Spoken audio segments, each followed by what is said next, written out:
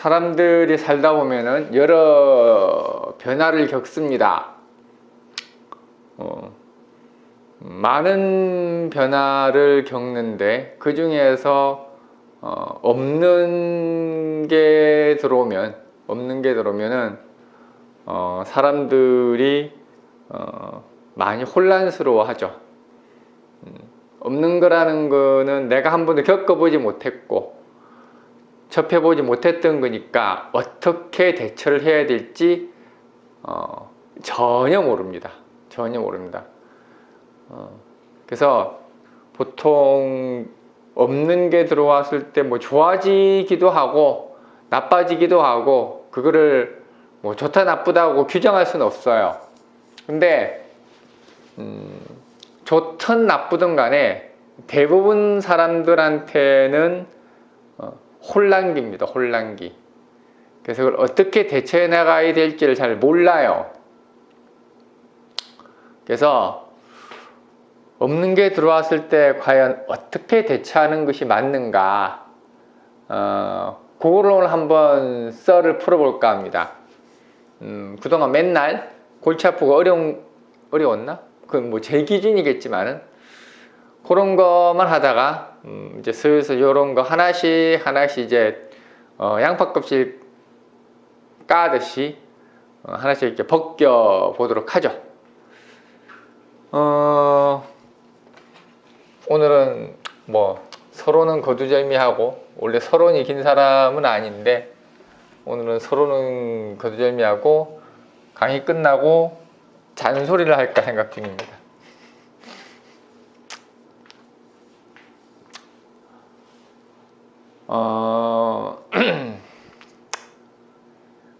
육신적으로 없는 게 들어오는 경우도 있고 오행적으로 없는 게 들어오는 경우도 있고,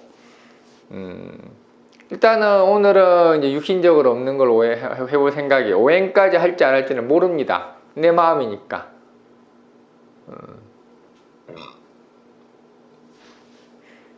육신을 대부분 다 갖추고 있는 경우가 있지만은 없는 경우가 많죠. 뭐 내 생각에는 그래도 한 60 반 이상이 없는 걸로 알고 있는데, 뭐 제가 그걸 자세히 조사를 안 해봐서 모르겠지만은 누구나 하나씩은 없는 경우가 많죠. 비겁 없는 경우가 좀 많은 것 같아요. 의외로 비겁 없는 경우가 의외로 많아요. 그래서 없는 것이 들어왔을 때의 혼란스러움이 있을 것이고, 과연 이 없는 것이 들어왔을 때 어떻게 대처하는 것이 과연 맞을 것인가. 그러면 없는 게 들어왔을 때 어떤 현상이 발생하고 없음으로써 해서 생기는 문제점은 무엇인가부터 알아야 되겠죠.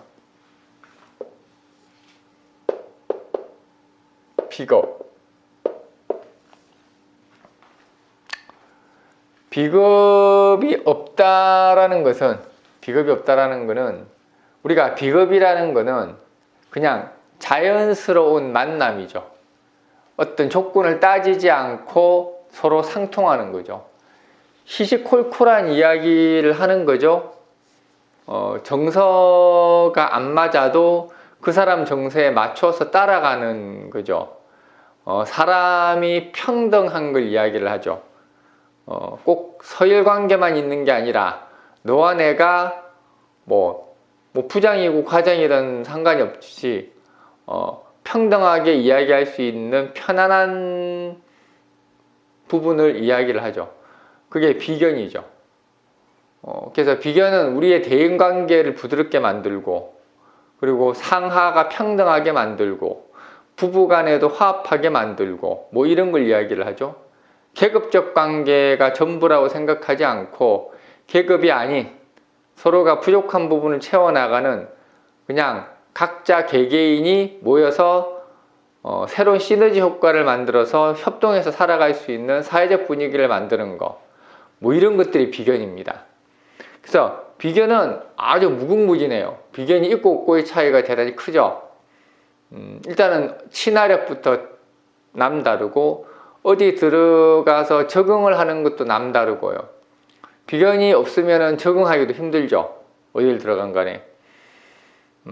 비견이 있어야만 우리가 사람과 사람이 만나는 거는 서로에 대해서 관심을 보여주고 서로에 대해서 궁금해하고 알아봐주고 안부 묻고 이러는 거거든요. 그런 것들은 다 비겁이 하는 거죠. 그래서 비겁이 없는 사람들은 안 보면 낯설다 그래요. 그러니까 뭐 사람이 한 달 있다 볼 수도 있고 일주일 있다 볼 수도 있고 뭐 저기 뭐야 그 누구야 그 작가인가요? 그 유병재 그래서 그 사람 같은 낯가림이 심하죠. 뭐 그런 경우도 비겁이 없는 경우라고 볼 수 있고 물론 그 사람이 비겁이 있을 수는 있어요. 있을 수는 있는데 또 이런 거 가지고 왜 비겁이 있는데 낯가림이 심해요 이렇게 말하면 참 곤란합니다. 모든 것은 예외가 있고 다른 게 있는 거예요. 그걸 가지고 이야기하면 곤란하죠. 아니 뭐 해월신금이 이렇게 적재적소에 잘 적응해서 잘 산다 잘 살고 중산층 이상이라 그런 중생이라 했는데 해월신금인데 못 살아요 이렇게 말할 말이 없어. 못 살 수도 있지. 예외를 찾기 시작하면 한도 끝도 없어요. 우리는 그 평균치를 가지고 이야기를 하는 거고 그 과정에서 어떤 원리로 적용되는가를 알려고 하는 거니까 그걸 가지고 무조건 예외를 찾기 시작하면은 그거는 정말 곤란하지. 뭔가 트집을 잡거나 좀 부정적인 사람들은 좀 그런 생각들을 하죠. 트집을 잡으려고 한다기보다는 습관인 것 같아요. 그게 습관. 아니면 사고방식이 조금 단순할 수도 있는 거고 가급적 긍정적으로 살면 참 좋을 것 같은데 그래서 비겁이 원래 그런 겁니다. 그래서 비겁이 없는 자들이 비겁운이 들어오면은 뭔 거예요? 그런 조건 없는 삶을 살아가자는 뜻이에요. 그럼 대단히 나는 혼란스럽게 시작을 하죠.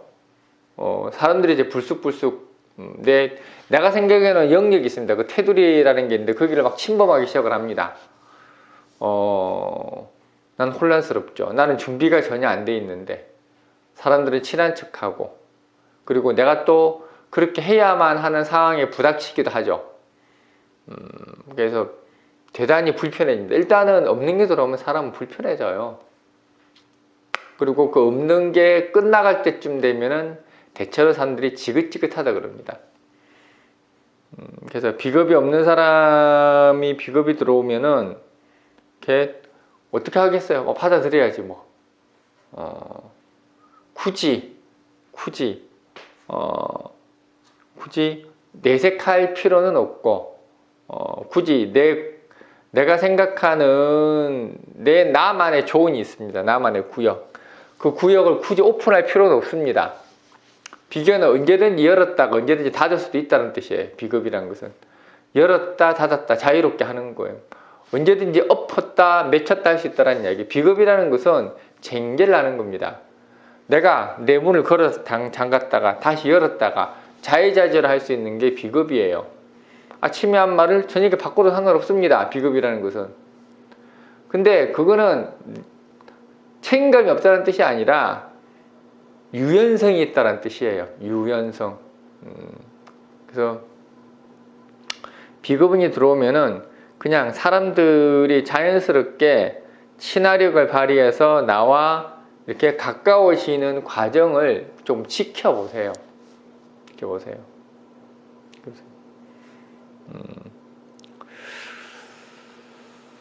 그래서 보통 비겁운이 들어오면 사람들이 오히려 경계심을 가지기 시작을 합니다. 나 아닌 다른 사람, 낯선 사람, 상대방을 인식을 하기 시작했다는 뜻이에요. 그 경계심이 활동하는 이유는 그런 거에 갑자기 다가오니까 경계심이 활동을 하죠. 그러니까 도망가지 말고 이게 그런 거죠. 아까도 얘기했듯이 비겁이라는 것은 목적 없이 찾아오는 거예요. 목적 없이 그들이 나한테 오는 거고 목적 없이 베풀기도 하는 거고. 근데 원래 비겁이 없다라는 이야기는 사람은 목적이 있어야만 온다고 생각하는 사람이에요. 그 사람이 아무런 목적 없이 나한테 잘해줄 리가 없다예요. 그 사람이 괜히 나한테 억한 신병 없는데 저렇게 나한테 태클 걸 일이 없다는 뜻이에요. 꼭 그런 건 아닙니다. 그래서 비겁이 들어오면은 사람은 없던 비겁이 없는데 비겁이 들어오면은 의심의 눈초리를 쳐다보죠. 제가 왜 저러지? 왜 나한테 친한 척하지? 왜 뭐 나한테 관심 있나? 뭐 이런 등등 그런 일들이 발생할 수가 있죠. 그래서 비겁이 없는 분이 비겁이 들어오면은 그냥 그래 그냥 나한테 호감이 가는 모양이다. 그러면은 일단 두고 보세요. 성급하게 결론 짓지 말고 그 사람이 물론 목적을 가지고 들어올 수도 있겠죠. 그런 것도 우리가 판단할 수 있는 방법은 없으니까 일단 두고 보고 그런 것들에 대해서 이제 익숙해져 가야죠. 익숙해져 가야죠. 그냥 아무런 이해득실 없이 서로가 돕고 만나고 할 수 있는 사회도 있구나, 관계도 있구나라는 걸 본인이 이제 하나하나 이해를 해 나가는 게 필요하죠. 이게 비겁이죠. 간단히 할게요. 뭐 이거 하려면요 어마어마하게 어마어마하게 이거 이렇게 길어요. 이거 뭐 이거 하나 그러면 한 두세 시간을 해도 시원찮을 강의이기 때문에 일단은 간단하게 하는 겁니다. 간단하게. 이거 하려고 하면 한두 거 내가 쓰러져 죽어요. 식상이라는 것은 변화를 의미를 하죠. 바꾸는 거. 식상이 있어야 사람이 바뀌죠. 융통성이 식상에서 나오죠. 식상이라는 것은 관을 극하는 겁니다. 관을 극한다는 것은 원칙을 이야기를 하죠. 관이라는 것은 원칙이죠. 원리, 원칙. 이렇게 살아야 된다라는 거. 뭔가 이렇게 부모로부터 배운 것들, 학교에서부터 학습된 것들, 사회에서 규정한 것들, 뭐 이런 것들, 그런 속에 이제 얽매여서 살아가는 게 식상이라는 의미죠. 그래서 식상이라는 것은 이렇게 사회에 저항하지 않는 거예요. 어른의 말씀에 저항하지 않고 규칙, 질서에 저항하지 않는 겁니다. 그래서 그거는 어른 말씀 잘 듣는다는 뜻이고, 하나의 어떤 규칙 속에 얽매여 살아간다는 이야기고, 변화하지 않는다는 이야기예요. 나한테 주어진 거에 대해서 의문보를 던지지 않는다는 이야기입니다. 그래서 착실하게 세상을 있는 그대로 고지고대로 믿고 따르며 이렇게 살아가는 거죠. 무식상 같은 경우가 조금 답답하게 느껴지는 것도 그런 거예요. 자기 틀 속에서 이렇게 갇혀서 살아가다 보니까 무식상들 같은 경우는 좀 답답해 보일 수는 있죠. 무식상이 뭐 표현력이 없거나 이런 건 아니에요. 표현력 좋습니다. 근데 이제 무식상의 사고 방식은 답답한 거예요.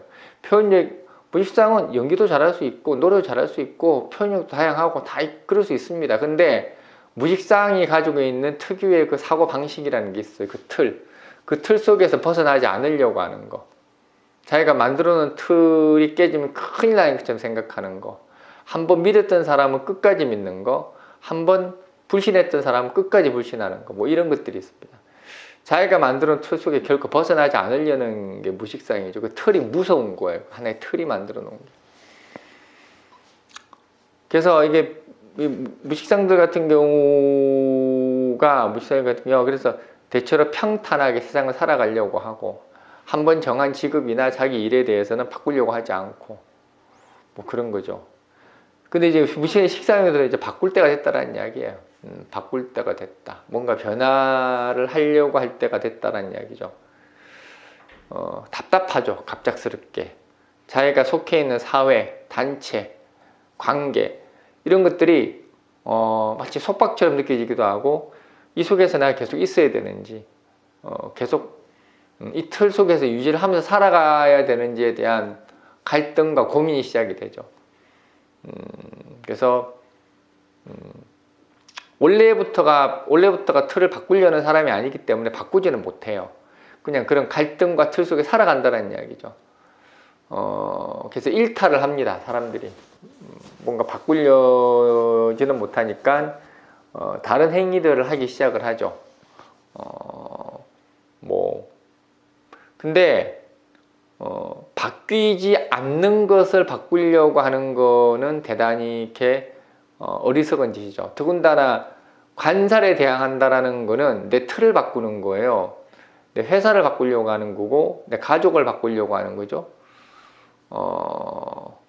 그거는 좀 어리석은 짓이라고 봐야죠. 다른 것들은 몰라도 관에 대항을 하는 거는 곤란합니다. 관사를 바꿀 수는 없는 거예요. 우리가 살아가는 인생에 있어서 가장 기본적인 틀이고 가장 중요한 게 관살인데 왜 관살을 바꾸려고 들어? 이건 항명이고 대항이죠. 그래서 가장 기본적인 자기의 틀을 바꾸려고 합니다. 그렇게 하면 안 됩니다. 무식상들은 식상원에 뭐 해야 되냐면 아무것도 하면 안 됩니다. 미안한 말인데 또 다른 말로 할까요? 마음껏 하고 사세요. 아무것도 하지 말라는 이야기는 근본 틀은 바꾸지 말라는 이야기예요. 회사 나가지 말고 회사를 나갈 생각하지 말라는 이야기입니다. 주변 동료 괜히 미워하지 말라는 이야기입니다. 집에 가서 괜히 불평불만 하지 말라는 이야기입니다. 내가 적어도 속해 있는 관계, 인간적 관계, 사회적 관계 이런 관계 속에서 내 불평불만을 바깥으로 드러내지 말라는 이야기입니다. 무식상이라는 것은 항상 불평불만이 있는 사람이에요. 식상원이 들어오면 그 불평불만을 바깥으로 드러냈다는 이야기예요. 세상에서 제일 불만이 많은 사람이 무식상이에요.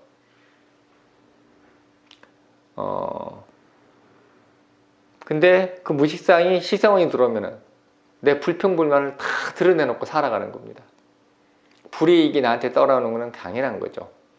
그래서 근본적인 내 체제에 대해서는 건드리면 안 된다는 얘기예요. 그거 외엔 다른 거 다 하셔도 돼요. 뭐 다른 일탈 행위들, 뭐 내가 안 해봤던 것들, 이때까지 미뤄놨던 일들, 뭐 돈을 마음껏 쓰러 생긴다라든지 여행을 다닌다라든지 가끔씩 지각하는 것도 상관은 없습니다.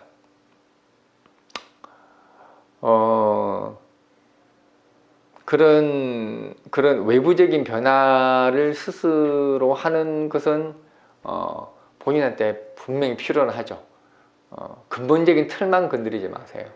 인연을 정리한다라든지 잘 만나던 사람들과의 사연화를 한다라든지 그런 짓 하지 말라는 이야기입니다.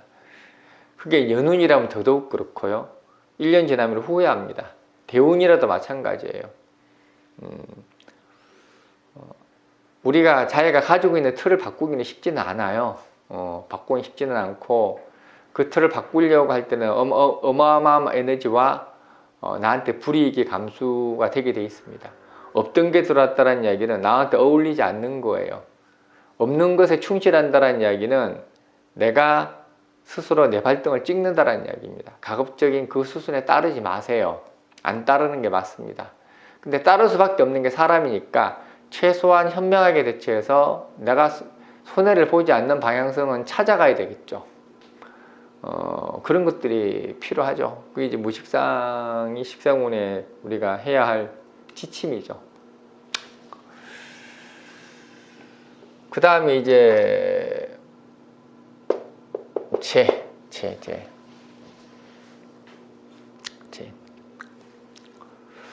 죄가 없다라는 이야기는 우리가 이렇게 죄라는 것은 사회 속에 이렇게 사회 속에서 이렇게 소통하는 나라는 뜻이에요.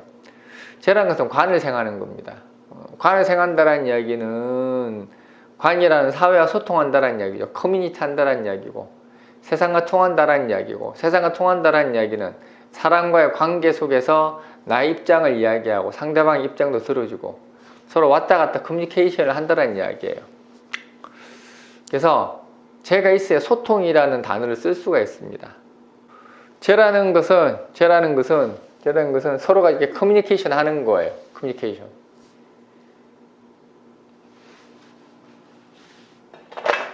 끊자.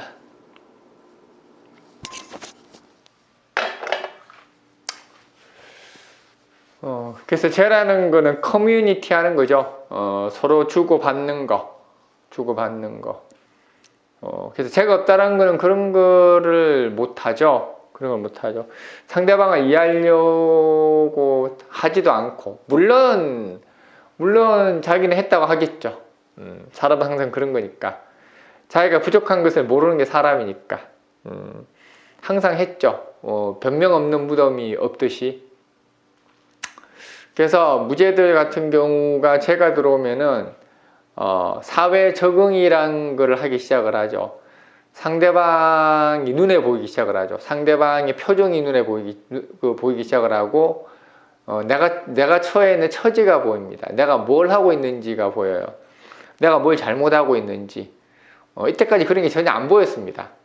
그냥 내 식대로 살면 되지. 무죄라는 건 그런 거예요. 내 식대로 살면 되지. 뭐 상대방이 뭐 어떤 생각을 하든 상대방이 불편하든 무슨 상관이야. 죄라는 것은 상대방을 살피는 거기 때문에 상대방의 불편함을 먼저 인식을 하는 겁니다. 상대방이 불편한지에 대해서 잘 모르고 그러다가 그리고 제 생각을 안 하니까 내가 회사 생활을 하든 뭘 하든 간에 그런 데 대해서 나의 입지를 굳건히 하거나 정치적인 색깔을 띠거나 이런 것들이 전혀 없는 거죠. 근데 제가 들어오면 그런 것들에 대해서 관심도 가지게 되고 나의 위치에 대해서 나의 불이익에 대해서도 다시 한번 생각을 하게 됩니다. 내가 이때까지 해왔던 것들에 대한 평가, 내가 한 일에 비해서 얼마나 보상을 받았는가에 대한 보상에 대한 대가, 이런 것들이 이제 눈에 막 들어오기 시작을 하죠. 쉽게 얘기하면 내가 사회적인 인물로서 어떻게 평가받고 어떻게 내가 일을 수행해야 되는가에 대한 고민이 시작이 됩니다. 대단히 불편해지죠. 그전에는 남이 뭐라고 하든 말든 신경 안 쓰고 내가 저평가를 받든 고평가를 받든 그런 거 관여하지 않고 그냥 꼴린 데 살았는데 제가 들어옴으로 해서 이제 그런 데 눈에 들어오기 시작을 합니다. 불편해지죠. 왜 사람들이 힘들어하고 살고 저렇게 경쟁을 하면서 살고 있는가에 대해서 고민하지 않았던 자가 그런 것들을 고민한다는 건 대단히 불편한 거죠.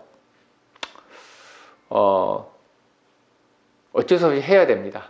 어쩔 수 없이 해야 되고 그 시스템에 내가 맞춰 가야 돼요. 안 가면은 불편해집니다. 오히려 안 가면은 힘들어지고 안 가면은 괴로워져요. 근데 가는 것도 어설프고 서툽니다.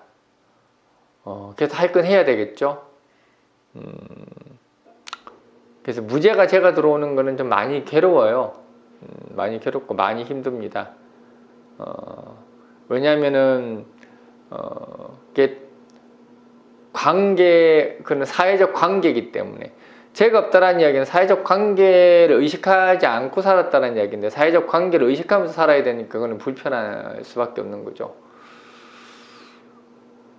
그래서 이거는 사실상 어떻게 현명하게 대처를 한다라기보다는 내가 그러한 변화에 어쩔 수 없이 동참을 해야 되는 그런 의미를 하죠. 눈에 보이니까 어떻게 방법이 없어요. 뭐 비겁이 없거나 십상이 없는 사람들 같은 경우는 조금 일탈도 할 수 있고 다른 방식으로 어떻게 만들어 나갈 수가 있는데 무죄가 제가 들어오는 거는 그게 불가능합니다. 왜냐하면 사회적 관계라서. 사회적 관계라는 거는 나 혼자서 어떻게 할 수 있는 게 아니에요. 나 혼자서 적당히 얼버무리고 넘어갈 수 있는 게 아니라는 뜻입니다. 회사에서 지위도 나한테 책임을 질 수밖에 없는 지위가 부여가 됩니다. 무죄들은 책임지는 지위가 부여가 원래가 안 돼요. 근데 제가 들어오면서 책임을 져야 되는 지위가 부여가 되죠. 그런 것들도 본인이 이렇게 확실하게 관철해서 일을 추진해 나가야 되고 여러모로 불편해집니다. 여러모로 어쩔 수 없죠, 뭐 그거는. 그래서 좀 무죄는 좀 받아들이는 게 상책이죠. 거부해서는 안 되고 받아들이고 그냥 어떻게 방법이 없네요. 그게 무죄입니다. 무죄.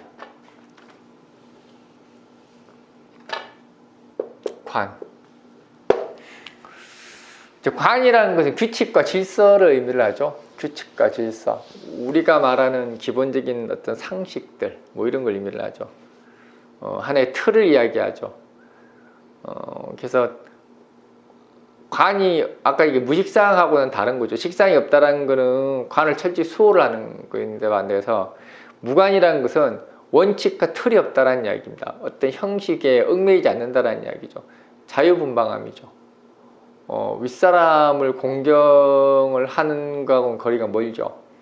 어떤 틀이 없다라는 이야기죠. 내 마음대로 살았다라는 이야기고, 어떤 관이 없다라는 게 비겁을 제하지도 않았죠. 군비, 군급쟁제가 되게끔 그냥 놔뒀다라는 이야기죠. 관이 있어야 사람은 멀리 계획을 세웁니다. 목표를 세우죠. 일반적으로 우리가 관을, 명리에서는 관을 목표라고 이야기를 합니다. 목표가 없는 사람이죠. 물론 나는 목표는 있을 겁니다. 근데 제가 말하는 목표라는 것은 구체적인 목표, 그리고 현실적인 목표를 이야기하는 거고, 나는 막 탐험가가 될 거야, 부자가 될 거야, 이런 목표 말고, 무관이라는 것은 그런 허황된 꿈을 꾸기도 합니다. 나 부자가 될 거야, 재벌이 될 거야, 연예인이 될 거야. 뭐, 그 목표가 아니죠. 꿈이죠. 꿈을 꾸는 것과 목표를 가지는 것은 다른 문제죠. 그래서 관이라는 것은 그 사람을 현실적으로 만드는 걸 이야기하는 거예요. 관이라는 것은 사회가 제안해 놓은 하나의 틀이에요. 그 틀 속에서 놀으라는 이야기입니다. 무관이라는 것은 그 틀이 의미가 없다라는 이야기죠. 우리가 생각하는 내가 지금 현재 처해 있는 위치, 이런 상황에서 할 수 있는 것과 할 수 없는 것이 분명히 있는데, 무관이라는 것은 할 수 있음과 없음의 경계가 없다라는 이야기입니다. 뭐 그냥 한다라는 이야기죠. 그래서 이런 무관들이 관이 들어오면 뭐가 되는 거죠? 형식과 틀이 생기기 시작을 합니다. 형식과 틀, 제한이 들어오는 거죠. 자기 스스로 절제해야 되는 절제미가 생겨야 된다는 이야기입니다. 이건 대단히 깝깝한 이야기죠. 이때까지 보여지지 않았던 틀들이 보이기 시작을 하죠. 형식이라는 것에 나를 이제 어느 정도 구속시켜서 얽매이기 시작을 합니다. 그게 이제 무관이 관이 들어오는 현상이죠. 아까 무죄가 제가 들어왔을 때 우리가 적응하기 힘들었듯이, 무관이 관 들어오는 것도 대단히 불편한 겁니다. 누군가의 지시를 따라야 되는 상황이 발생을 하죠. 사회적으로 해야 될 의무, 이런 것들에 대해서 본인이 다시 한번 세석을 하고 다시 재해석을 해야 되고, 그 역할을 본인이 다시 자리매김해야 되죠. 그래서 많은 시행착오를 겪게 될 수밖에 없습니다. 나의 사고방식을 밑바닥부터 뜯어 고쳐야 되는 시기가 무관이에요. 무관이 관 들어오는 겁니다. 그래서 무관이 관이 들어오는 경우 같은 경우는 겸허히 받아들이셔야 돼요. 나의 사고방식이 완전히 잘못되었다라는 것들을 인식을 해야 됩니다. 어마어마한 변화죠. 무죄가 죄 들어오는 것보다 더 큰 변화일 수도 있어요. 그래서 나를 규제하고 자제하고 뭐 이런 것들에 대한 사회적, 도덕적 뭐 그런 기준에 내가 그 틀에 내가 맞추어 나가는 과정이 필요한 거죠. 그래서 자칫 잘못하면 우울증에 빠질 수도 있고 자기 비하에 빠질 수도 있습니다. 관이라는 것은 나를 객관적으로 평가하는 걸 의미를 하거든요. 왜냐하면 관살이라는 것은 일간을 극하기도 하고 비겁을 극하기도 합니다. 이런 것들은 잘난 놈 못난 놈이 있다는 뜻이에요. 그래서 관사론 같은 경우는 내가 못난 놈으로 스스로 저평가하기도 합니다. 그렇게 해서 열등감에 빠지거나 오히려 주변과의 관계에 있어서 단절을 의미하기도 하죠. 왜 그러냐면 제가 처음에 아까 비겁이라는 것은 조건 없는 관계라고 얘기했습니다. 관이라는 것은 조건이 있는 관계예요. 비겁이 없고 관만 있는 사람은 조건 있는 관계밖에 못합니다. 보상이 반드시 주어져야만 성립이 되는 관계가 관이거든. 근데 무관이라는 이야기는 비겁을 제한 적이 없습니다. 조건 없는 관계만 해본 사람입니다.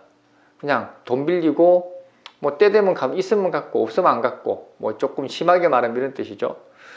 근데 관이 들어오면 그런 것들이 안 통한다라는 이야기죠. 관이 없다라는 이야기는 약속을 안 지켜도 상관이 없다라는 이야기입니다. 내가 한 말에 책임을 안 져도 상관이 없는 게 무관입니다. 관이 들어오면 이제부터 내 말에 책임을 져야 되죠. 돈을 빌리면 제 날짜에 꼬박꼬박 갚아야 됩니다. 관이 없을 때는 안 갚아도 누가 말 안 했어요. 왜냐하면 그 사람 원래 그런 사람이라고 인식이 돼 있었으니까. 그래서 사회적, 도덕적 어떤 법과 제도가 정한 그 규칙 속에서 나를 스스로 새롭게 개조시키고 만들어 나가야 되는 걸 의미를 하죠. 그래서 밑바닥부터 뜯어 나갈 각오를 하셔야 됩니다. 고통스러울 거예요. 힘들기도 하고 어떻게 그때 할 건 해야죠. 그게 이제 무관이 관 들어오는 겁니다. 그 다음에 이제 인성인데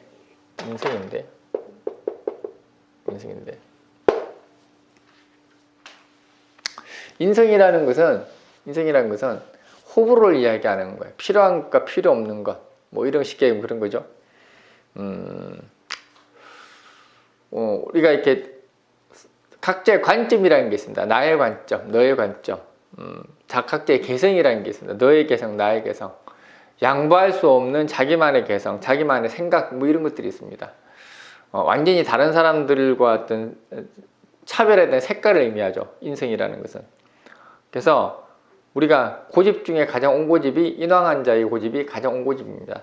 물론 다 옹고집은 많아요. 관항도 고집 있고 시강도 고집 있고 비급도 고집 있고 맨날 비급만 고집 있다 그러는데 진짜 고집은 관항자의 고집이 뭐 최고라고 봐야 되겠죠. 그게 어떠한 기준의 고집이냐가 중요한 거지. 제가 다음에 고집도 한번 다룰게요. 당신은 어떤 고집을 가지고 사는가? 무식상제의 고집도 있고요. 시광제의 고집도 있고요. 뭐 고집 종류는 뒤지게 많습니다. 그냥 비급 왕한 사람만 보고 자꾸 그 고집으로 매도하지 마세요. 비급이 왕한 인간이 고집이 제일 없습니다. 그건 고집도 아니에요. 고집 축에 속하지도 않습니다. 그냥 일간이 강하다는 이유 하나만으로 고집이 세다라고 사람들이 마녀사냥처럼 몰아붙인 겁니다. 고집 중에서 제일 허접한 고집에 비급이 왕한 사람의 고집이 제일 허접합니다. 한 방에 무너지는 고집이에요. 그에 비해 관왕자나 인왕자의 고집은 이거는 철옹성 같아가지고 절대 꺾을 수가 없는 고집이에요. 진짜 고집은 관왕이나 인왕입니다. 그러니까 앞으로 비급이 왕한 사람은 고집이라고 얘기하지도 마세요. 그건 한 방에 무너지는 고집입니다. 그러니까 이게 사주를 다들 개판으로 알고 있어요. 보면은 개판으로 알고 있어요. 그 기본 원칙에 준해서 뭔가 이야기를 하고 그 기본 원칙을 입각을 해서 해석을 하고 그 사람 이해를 하고 사주를 풀어야 되는데 자기 맛대로 자기 관념 속에서 그럴 것이다라는 생각만으로 평가하고 육신을 지멋대로 해석을 하죠. 엉망진창입니다.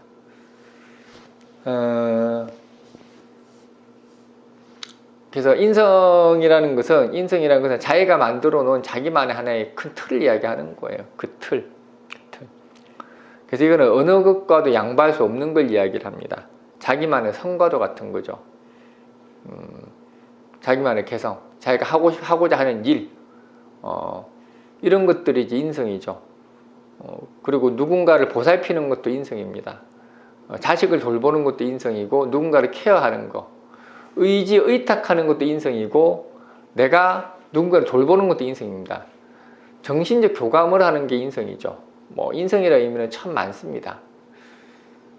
그래서 인성이라는 것은 정말로 희생봉사가 될 수도 있는 거고 정말로 사악할 정도로 이직이 될 수도 있는 게 인성입니다. 참 복잡하죠. 인성을 이야기하는 거는 너무 복잡하다 해서 쉽게 이야기할 수 있는 게 아니에요.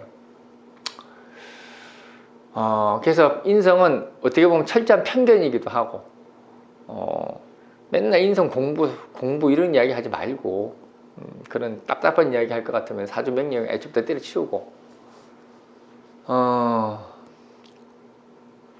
그래서 무인성이라는 것은 어떤 이론적 편향이라든지 어느 한쪽에 치우쳐 있지 않다는 이야기예요. 즉 중간에 있다는 이야기입니다. 왜? 개인적인 자기 관점이 없다는 이야기예요. 없다라기보다는 어떤 한쪽이 치우치지 않는다는 말이 더 맞을 겁니다. 인성이라는 건 한쪽에 치우친 거예요. 상대방에게 치우칠 수도 있고 나한테 치우칠 수도 있어요. 개인적인 거니까. 근데 무인성이라는 것은 그냥 딱 중간에 있는 겁니다. 어느 쪽에 치우치지 않는 거예요.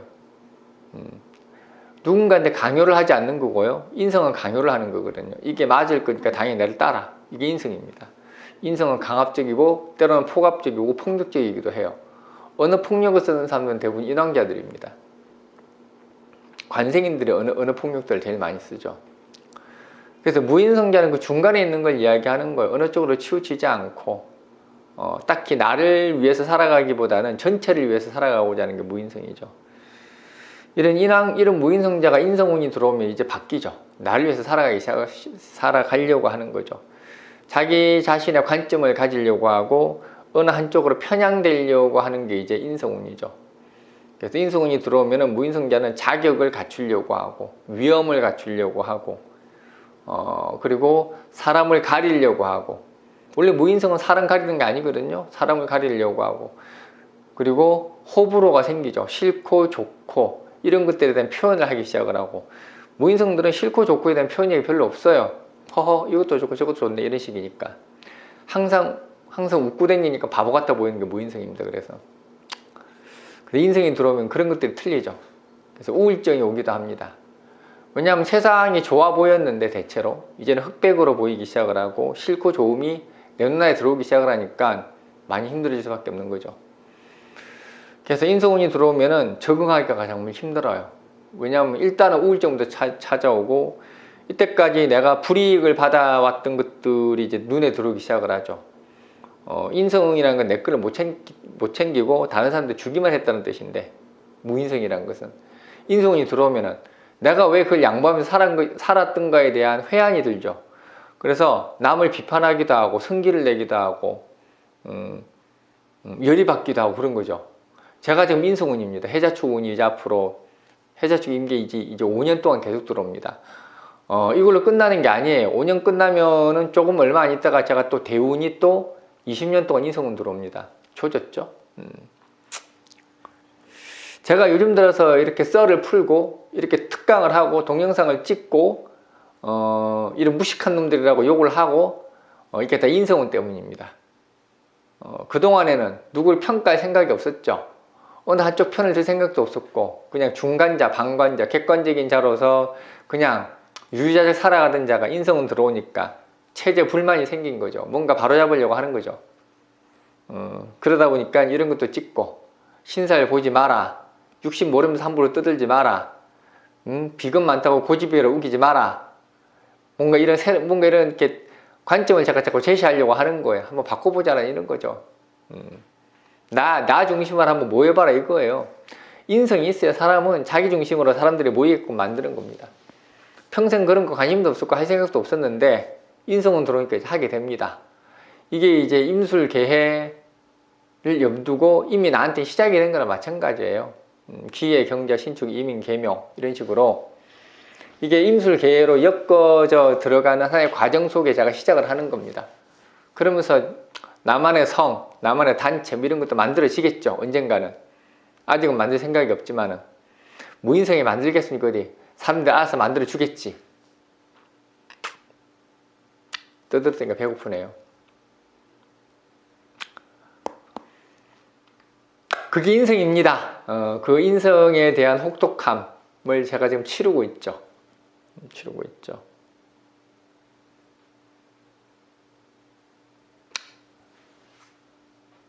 그래서 인성이 없는 자는 인성이 들어오면 스스로 공인이 되는 겁니다. 단체 속에 일부분이라는 걸 인식을 하기도 하지만은 또 단체 속에 나만의 개인이라는 것을 인식하기도 되죠. 그래서 여러 가지 임무가 부여가 됩니다. 이때까지 내가 하기 싫었던 일들, 하기 싫었던 일들, 해야만 했었던 일들, 이때까지 미뤄왔던 일들을 이제 산처럼 쌓아놓고 하기 시작을 한 게 인성운이기도 해요.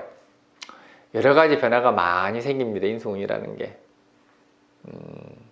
연운으로 들어오면은 우울증으로 잠시 왔다 끝나는 거고, 대운으로 들어오면은 그러고 사는 거죠. 우울하지 않았던 인간이 우울이 오겠죠. 없던 인성이 들어온 사람은 인성이 들어왔을 때 가장 많이 겪는 게 그런 부분이에요. 심리적으로 위축이 될 수도 있고, 뭐 그런 것들, 그런 여러 가지 일들이 발생을 하죠.